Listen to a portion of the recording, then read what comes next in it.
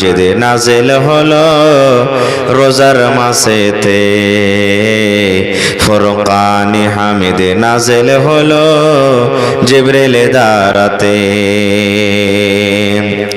জিবরিল পড়েন সূরা আলাক, নবীজি মোর ওয়াতই চালাক। তাড়াতাড়ি জিবরিলের সাথে, তাড়াতাড়ি জিবরিলের সাথে লাগলেন পড়িতে, কোরআন মাজিদ নাজিল হলো রোজার মাসেতে, ফুরকানে হামিদ নাজিল হলো রোজার মাসেতে। নবীজি বললেন, ও খাদিজা, ঠান্ডায় কাঁপে মোর কালিজা। নবীজি বললেন, ও খাদিজা, ঠান্ডায় ফাটে মোর কালিজা। ওড়াও চাদর জান চলে না, ওড়াও চাদর জান চলে না জ্বরের জ্বালাতে, কোরআনে মাজিদ নাজিল হলো জিবরিল দ্বারাতে, ফুরকানে হামিদ নাজিল হলো রোজার মাসেতে। মানব কোলে আহকাম সারা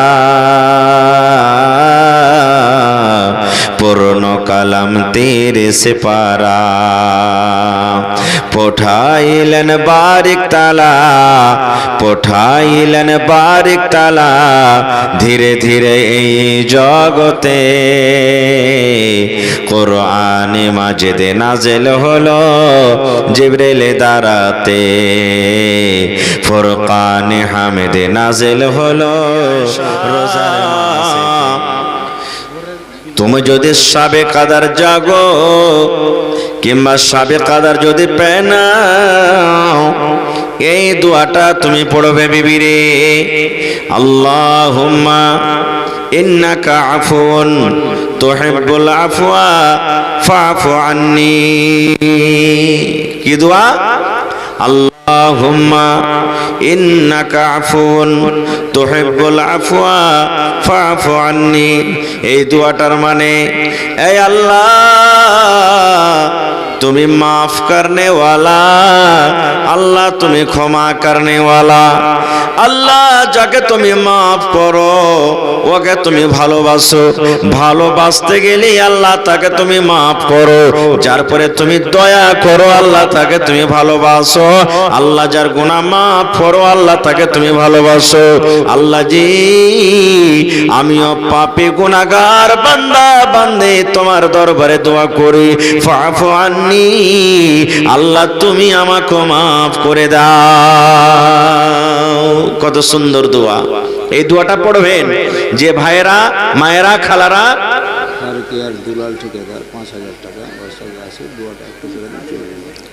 দুলাল ভাই এসেছেন? আচ্ছা ঠিক আছে, ফারকিয়া থেকে দুলাল ভাই 5000 দিয়েছেন, একটু লেখা রাখেন, আমি তখন পরে দোয়াটা দিচ্ছি ইনশাআল্লাহ। তো এই শাবে কাদার জায়গার এই দোয়াটা পড়বেন, আল্লাহুস সামাদ। তো ভাই, আল্লাহ তাবারাক ওয়া তাআলার এই কিতাব আজ থেকে মোটামুটি 1500 বছর হয়ে গেল দুনিয়াতে আসার। 114 থেকে কি 115 সূরা হয়েছে? 114 থেকে কি 113 সূরা হয়েছে? 30 পারা থেকে কি 31 পারা কোরআন হয়েছে? 30 পারা থেকে কি 29 পারা হয়েছে? হয়নি। কেন? এই কোরআন যখন নবীর পরে নাজিল হয়ে গেল রে বন্ধু, মক্কার লোকেরা নবীকে পাগল বলতো। এটা হলো পাগল রে, এটা হলো জাদুগার, জাদুগার, এটা এর কাছে জিন আছে রে, জিন ऐसा ऐसा এই মোহাম্মদ নামে ছেলেটাকে কোরআন পড়িয়ে যাই বলে আমার কাছে কোরআন আসি, কোরআন তার কাছে আসে না, এর কাছে জাদু আছে, জাদুর কারণে কোরআনকে গড়িয়ে নাই, জাদুর কারণে কোরআনকে বানিয়ে নাই। জিনেরা এসে একে কোরআন শিখিয়ে যায়। আল্লাহ রাব্বুল আমিন বলেন, আরে দুনিয়ার মানুষ, আমার নবীকে তোমরা পাগল বলছো রে, আমার নবীকে তোমরা জাদুগার বলো। আমার নবী জাদুগার নয়, আমার নবী পাগল নয় রে। যদি তোমরা বলো আমার নবী এই কোরআন নিজে নিজে গড়িয়ে দেয়, আমি আল্লাহ তোমাদেরকে চ্যালেঞ্জ করে দিলাম, তোমরা গোটা পৃথিবীর মানুষ মিলে এই কোরআনের মতো একখান কোরআন তোমরা বানিয়ে দাও। কে বললেন? আল্লাহ বলছেন, তোমরা যে বলছো নবী নিজে নিজে কোরআন গড়িয়ে নেয়, তোমরা যে বলছো এই মোহাম্মদ নামে ছেলেটা কোরআন বানিয়ে লাই রে, আল্লাহ চ্যালেঞ্জ করলেন দুনিয়ার মানুষ রে। শুধু আল্লাহ মক্কার লোকেরাকে বলেননি, আল্লাহ গোটা পৃথিবীর মানুষকে আল্লাহ চ্যালেঞ্জ করলেন যে তোমাদের ক্ষমতা যদি থাকে, তোমাদের হিম্মত যদি থাকে, তোমরা যদি বড় আরবির পণ্ডিত হও, আমার এই পাক পবিত্র কোরআনের মতো একখান কোরআন তোমরা বানিয়ে দাও। আল্লাহ আবার বলছেন, বান্দারে এই কোরআন গোটা দূরের কথা, তোমরা একটা সূরা গালা বানিয়ে দাও, একটা সূরা তোমরা বানিয়ে দাও।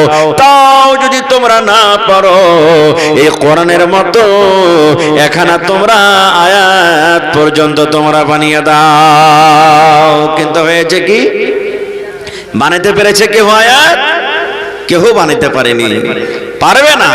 দ্বিতীয় কথা, এই কোরআনের হেফাজত কে করছেন? জোরে বলেন। আল্লাহ রাব্বুল আলামিন বলেন, দুনিয়ার মানুষেরা যদি আমার কোরআনকে মিটাতে চাহে, मिटाते इस्लाम की फितरत में कुदरत ने लचक दी है, इस्लाम की फितरत में कुदरत ने लचक दी है, ये उतना ही उभरेगा जितना के दबाओगे। मास्टर शहाबुद्दीन 10,000। माशाल्लाह माशाल्लाह, मास्टर शहाबुद्दीन साहेब 10,000 नारा तकबीर। একটু লেখা রাখেন মাওলানা, আমি দোয়া দিচ্ছি পরে। ভাই আমার, এই ইসলাম কোরআন একটা এমন জিনিস আল্লাহ তাবারাক ওয়া তাআলা তার হেফাজতের জিম্মেদারি নিয়েছেন। এই জন্য কোরআনের একটা আয়াত দূরের কথা, একটা হরফ পর্যন্ত একা বেঁকা হয়নি। আল্লাহ নিজে জিম্মেদার হয়েছেন, আমি কোরআনের হেফাজত আমি করব। দেখবেন দু চোখের যারা অন্ধ, কোরআনের হাফেজ আছেন না এই দুনিয়াতে? জোরে বলেন। ওরে সুবহানাল্লাহ, কোরআনের হাফিজ। এইভাবে আল্লাহ কোরআনে হেফাজত করিয়ে নিবেন। আমার আপনাকে আল্লাহ চোখ দিয়েছেন, কোরআন দেখে দেখে পড়িতে পারি না বন্ধুরে। কিন্তু যারা কোরআনের হাফিজ, কত ভাই কত ছেলেরা এমন আছে আল্লাহ তাকে চোখ দেয়নি, দু চোখের অন্ধ। আলিফটা লম্বা হয় কি ব্যাকা হয় জানে না, বাটা লম্বা হয় কি ব্যাকা হয় জানে না, তায়ের উপরে কয়টা হরফ আছে জানে, কিন্তু জীবনে দেখেনি।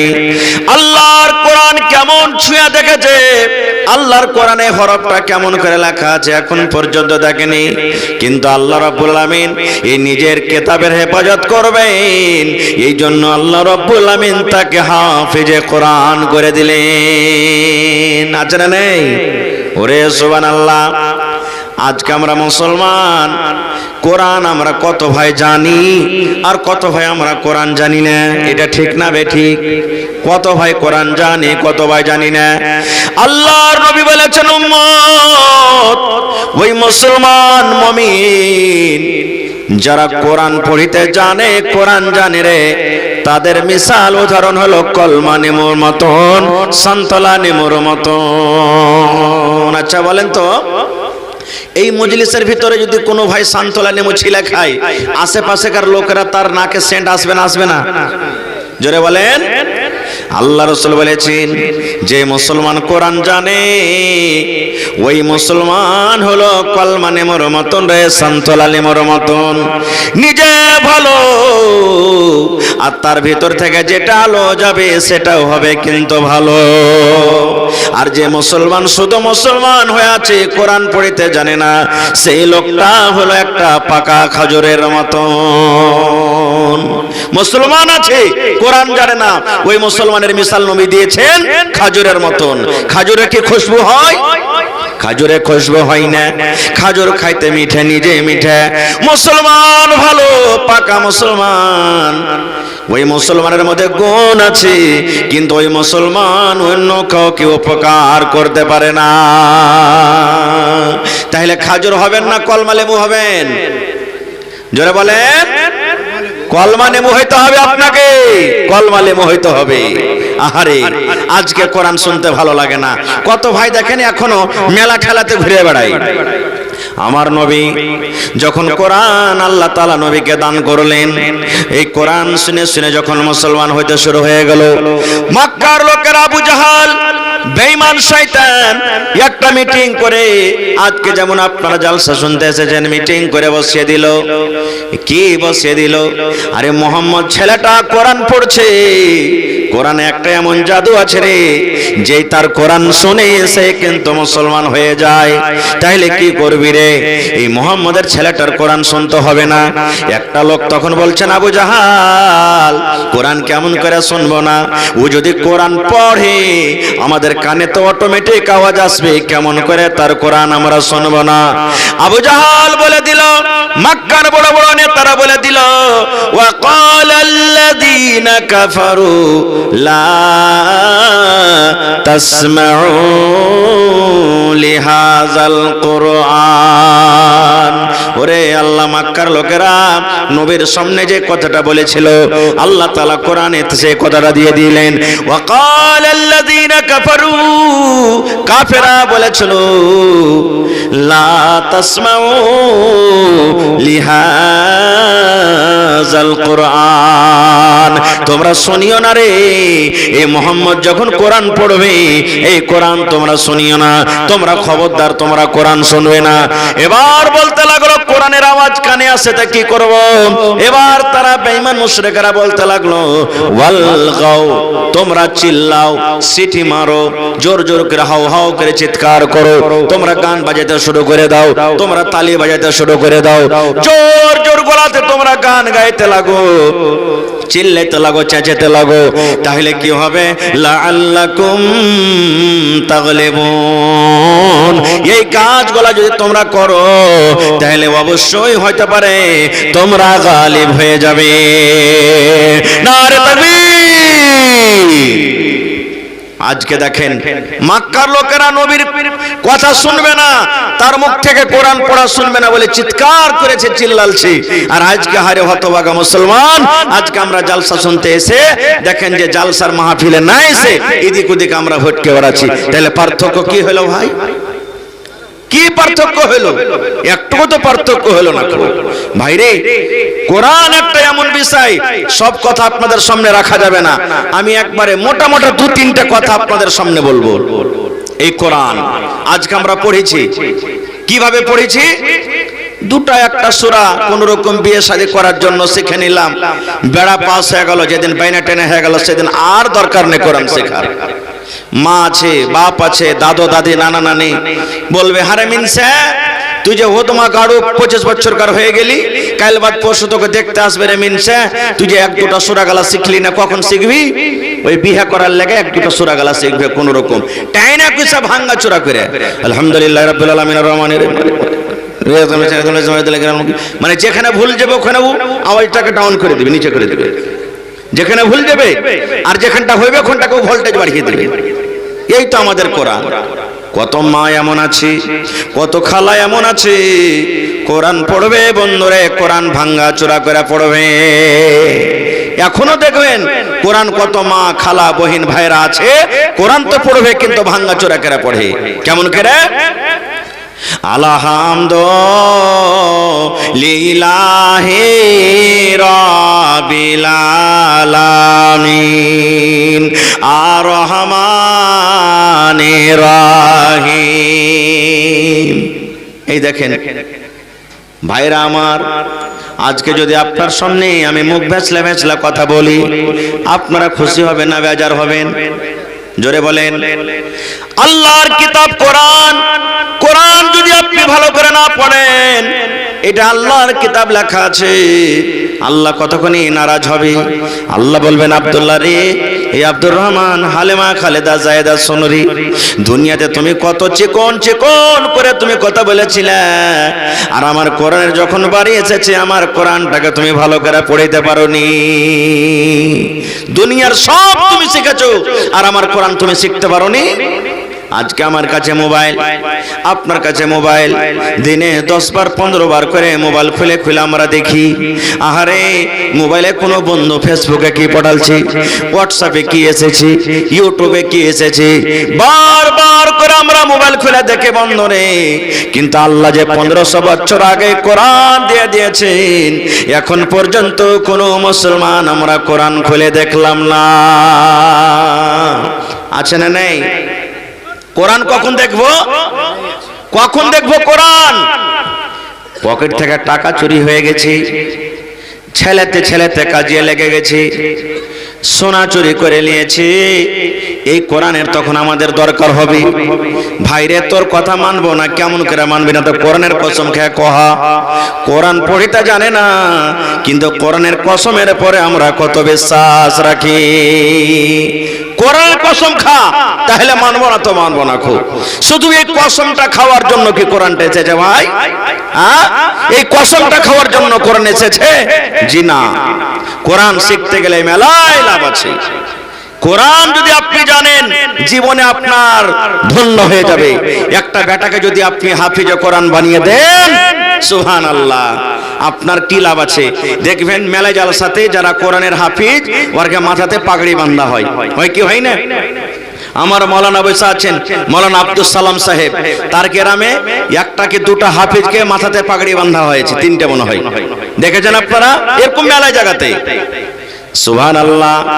বলবেন, মাওলানা, ছেলেকে আমি কাপড় দিলাম, ছেলেকে আমি কিতাব দিলাম, ছেলেকে আমি নাস্তা দিলাম, ছেলেকে আমি জামা কাপড় দিলাম, ছেলেকে আমি তেল সাবান দিলাম, আমার কি কোনো লাভ হবে না? এত কষ্ট করে আমার ছেলেকে যে আমি হাফেজে কোরআন করলাম, আমার কি কোনো লাভ হবে না? আল্লাহ বলবেন, ওরে ছেলের বাপ, তোমরা কান করে শুনে নাও রে, কান করে শুনে নাও। যার বেটা হাফেজে কোরআন, যদি হাফেজে কোরআন ছেলে হয়ে যায়, আল্লাহ রাব্বুল আমিন কিয়ামতের দিন ওই হাফেজে কোরআনের মা বাপকে আল্লাহ ডাক দিবেন, আর ডাক দেওয়ার পর তাকে কুরসিতে বসিয়ে দিবেন।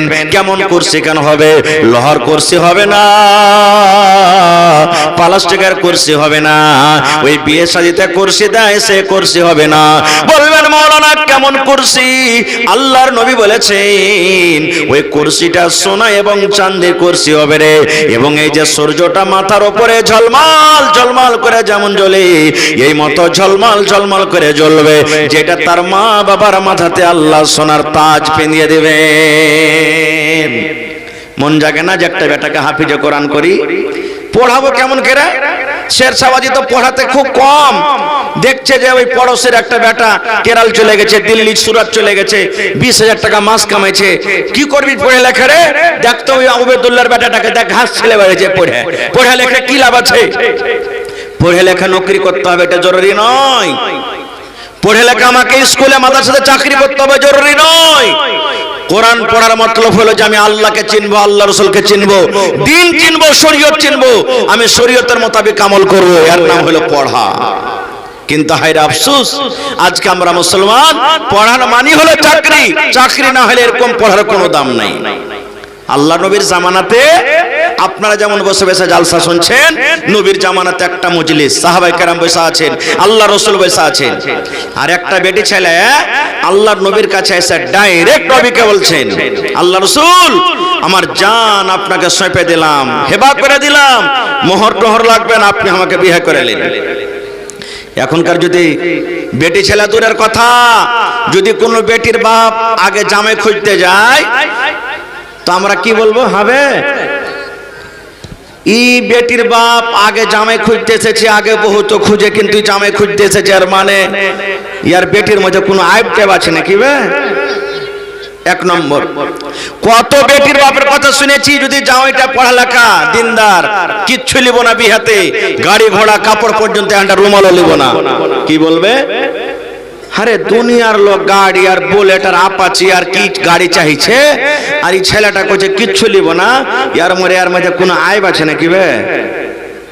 কোনো আইব আছে নাকি এর মধ্যে যে কিচ্ছু লিবে না? কো এই দেখেন কত ভাই তো বলে, গর্ব করে বলে বেটির বাপের কাছ থেকে টাকা নিয়ে মোহর না রে থাকবে।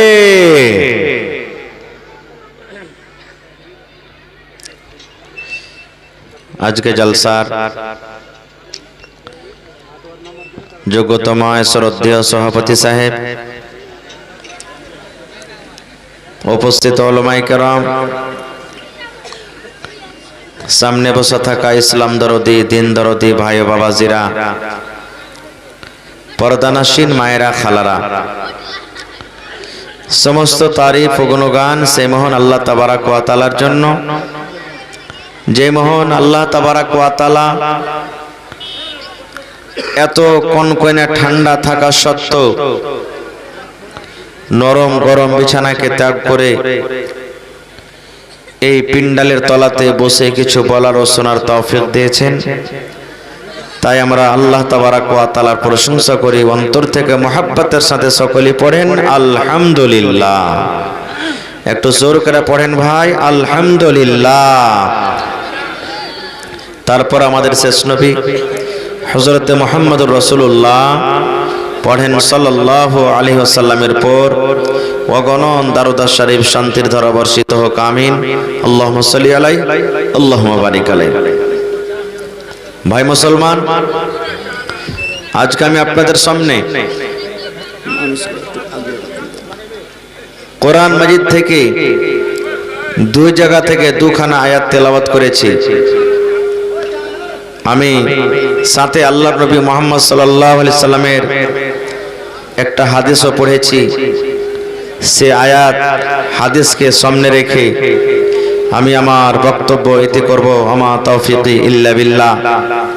আল্লাহর কাছে দোয়া করি রব্বুল আলামিন আমি যা কিছু বলবো যেন সহিহ হাদিস ও কোরআন থেকে বলতে পারি এবং সাথে সাথে সকলে আমল করতে পারি, তার জন্য আল্লাহ আমাদেরকে তৌফিক দেন। পড়ুন আল্লাহুম্মা আমিন। বক্তব্য রাখার আগে একটা কথা ভাই, পিছনে আমার ভাইরা যারা দাঁড় হয়ে আছেন জায়গা কিন্তু হয় না। যার সামনে যেটা ফাঁক আছে ভাই একটু আপনারা এগিয়ে যান, আল্লাহর রাস্তে একটু এগিয়ে যান, ভিতরে মানুষ ঢুকতেও অসুবিধা হবে।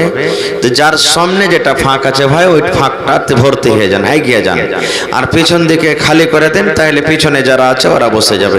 একটু আল্লাহর রাস্তে ভাই আগে বেড়ে যান, শুধু একটু করে 1 গ্রাম 2 গ্রাম 5 গ্রাম 10 গ্রাম 50 গ্রাম করে শুধু আগে বেড়ে যান। মাশাআল্লাহ, জাযাকুমুল্লাহ। দেখেন কত আমার ভাইরা ভালো।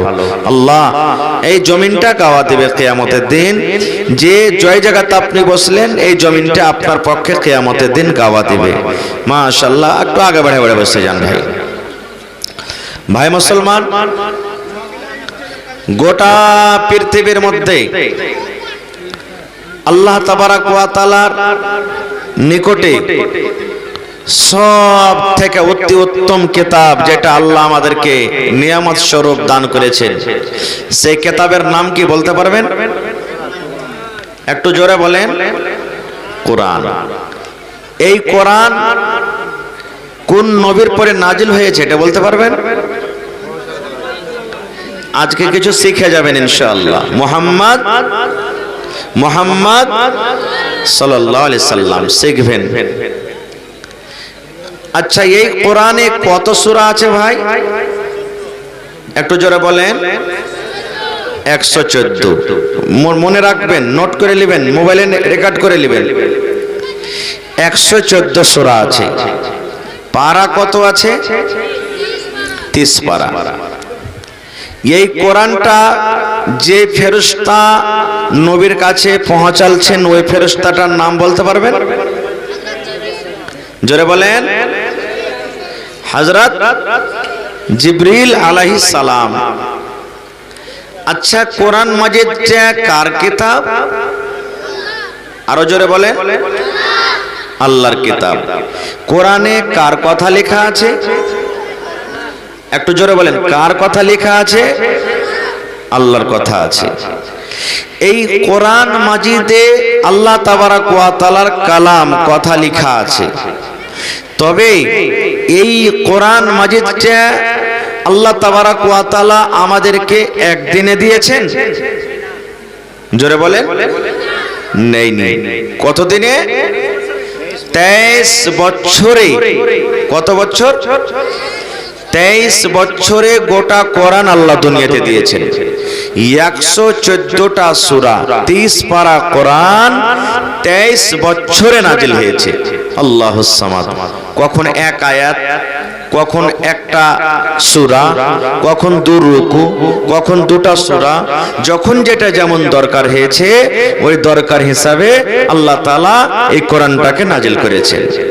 তাইলে বুঝলেন যে নবীজির প্রতি আল্লাহ তাআলা এই কোরআনটাকে 23 বছরে নাজিল করে দিয়েছেন। কোরআনে 114 সূরা আছে, কোরআনে 30 পারা আছে। বুঝে নিলেন? আচ্ছা ভাই মুসলমান, এই কোরআনটা সর্বপ্রথম আল্লাহ তাবারাক ওয়া তাআলা কোন মাসে নাজিল করেছেন? রমজান মাস। 12 মাসে 1 বছর হয়। 12 মাসের মধ্যে একটা মাস আছে রমজানুল মুবারক। ওই রমজান মাসে আল্লাহ তাআলা এই কোরআনটাকে নাজিল করেছেন। আচ্ছা, রমজান মাসের মধ্যে একটা রাত এমনই আছে যে রাতটা আল্লাহ তাবারাক ওয়া তাআলার নিকটে 1000 ইবাদত বান্দেগি করার থেকেও বেশি দামি। কি রাতটার নাম? জোরে বলেন। শাবে কদর।